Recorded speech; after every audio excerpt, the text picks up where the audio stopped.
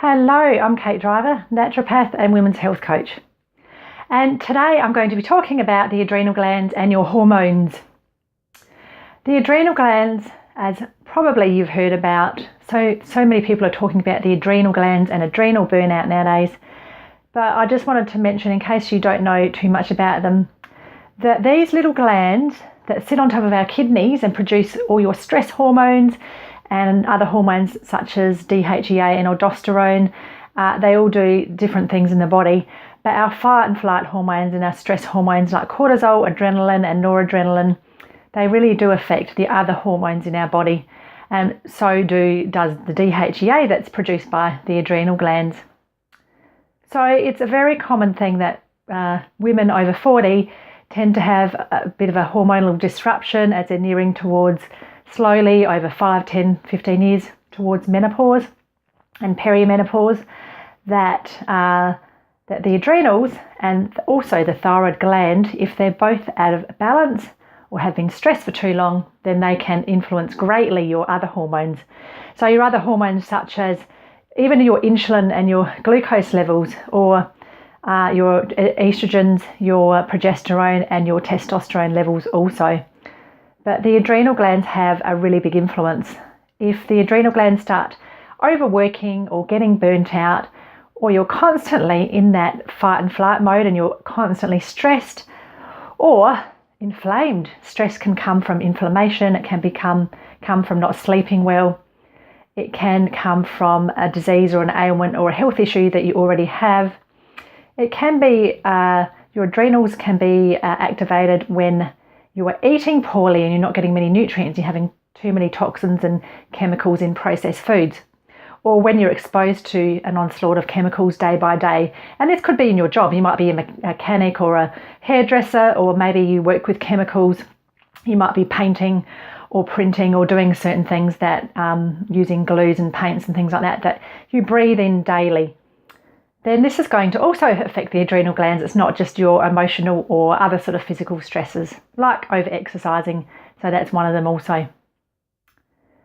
So the adrenal glands are the little glands that sit on top of the kidneys, or your kidneys, and they can get burnt out over years and years of stress. Now, these glands help regulate our stress response, as I mentioned. And when people start getting symptoms such as anxiety, fatigue, or both, or they feel like they're overwhelmed, or they don't deal with stress anymore, you get irritated or moody, or you're just not sleeping well anymore and you can't work out why, then the adrenal glands may be implicated. So one of the most important hormones when it comes to sleep is melatonin, which we produce at night time, and that makes us feel sleepy. So one of the adrenal hormones, cortisol, opposes that. It actually works against melatonin. So if your cortisol is high at night time because you're working hard, or you don't wind down, or you're having stimulants such as coffee, alcohol, lots of carbohydrates in the evening, spicy foods, or any other sort of stresses, then your cortisol will stay high in the evening and your melatonin won't be produced and you will not sleep well, if at all. So one of the most common things I actually see with the adrenals is that people have fatigue all day and then they wake up at night time, and this is really common. It's a dysfunction of the adrenals, where so the cortisol is low during the day. It should be fairly high to give you energy and run all your metabolic processes in your body, and to release glucose for energy out of your muscles and your liver. But if it doesn't do that, then you don't have the energy and you feel sluggish all day. And then for some people, unfortunately, at night time, it gets high and then they feel like they can do more work at night, but then they can't sleep. And then the cycle goes on and you can't get more energy because you can't sleep, and then your adrenals get more stressed. But what I wanted to mention is that if this goes on and on and on, it can also affect the thyroid gland. So one of the reasons why the thyroid can actually then start being underactive, or even overactive in some cases, but underactive is actually more common, especially in women over 40, is because the adrenal glands have been taxed and overworked, and that person has been stressed for so long. So then the thyroid gland can actually start underfunctioning also. And when both of these start doing this, then it can affect your estrogen levels, your progesterone levels and your testosterone levels, and then all of your hormones go out of balance. And if your thyroid starts underfunctioning, then it slows down your liver function and your whole digestive system as well. So everything becomes sluggish, and this means you don't detoxify as efficiently, which just makes you feel awful. And so there's more reasons then that you don't feel very good.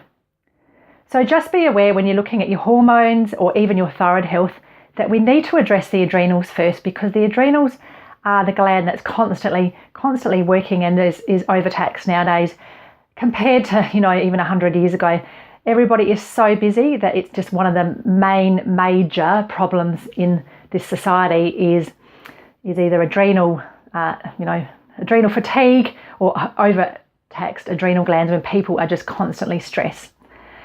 And this is not a good place to be in. So we've got to look at what we can do straight away so we don't end up with adrenal burnout or chronic fatigue, or really affecting our thyroid and our other hormones, and they all completely crash and you're not producing them anymore. And this is when disease actually does start to happen. So one of the most important things is to get sleep. Make sure you have really good quality sleep, and there's many ways you can do that. Everybody is really individual in what they need to help them sleep better. But one of the most common things that people do is sort of work all night, or they're watching TV, or they have some electronic device right in front of them just until they go to sleep. So try and turn off at least an hour before bed. Get rid of all those artificial lights and try and relax. Whether it's meditation, reading, talking to somebody, having a hot bath, or just going for a really, really slow walk, or just doing some stretches or exercises or some yoga. It's good to switch off at least an hour before you try and go to sleep. Then the next really important thing is to eat regularly, every 5 hours at least, to balance your blood sugar levels so your adrenals don't have to take over and increase that cortisol even more because you don't have glucose to run on. So your adrenal glands will release more cortisol to bring glucose up to the normal levels if you're starving yourself. So it'll actually trigger that response off. So then the adrenal glands mean they're working harder. So eat every 5 hours at least, and make sure you have protein at every meal to balance your blood sugar levels, along with all your really great fibres from veggies, fruits and salads.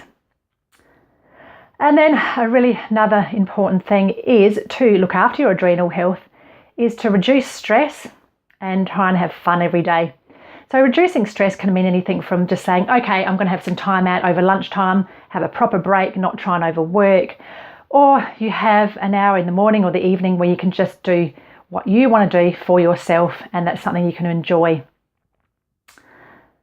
Then the other thing you need to look at doing is if there's any areas of inflammation in your body. If there's things like digestive issues, or you've got arthritis, or there's anything else like eczema, skin conditions that are actually producing inflammation in your body, you need to address these because they can overtax the adrenal glands also and cause them to be more problematic. And then we also need to look after our nutritional status. So you're looking at, when you are eating, that you're eating really as many nutrients as you can. Try and have organic food because these foods contain more nutrients, and perhaps look at supplemental nutrients as well. So things like vitamin C and magnesium are very nourishing and supporting to the adrenal glands. And there's also lots of wonderful adaptogenic herbs which actually help your body adapt to the stresses in your life. If you can't really change that, what's happening in your life, then try and help your body adapt to it. And these herbs are amazing. So I use many in my clinic, and I've tried many of them myself, and wow, it just makes a huge difference. So people that do this don't end up ever having adrenal fatigue or burning out because they're protecting their bodies from this onslaught of stress. So the other hormones, you first start with your adrenals, and the other hormones, if they do get out of whack, like I said, you need to look at your adrenals and your thyroid first.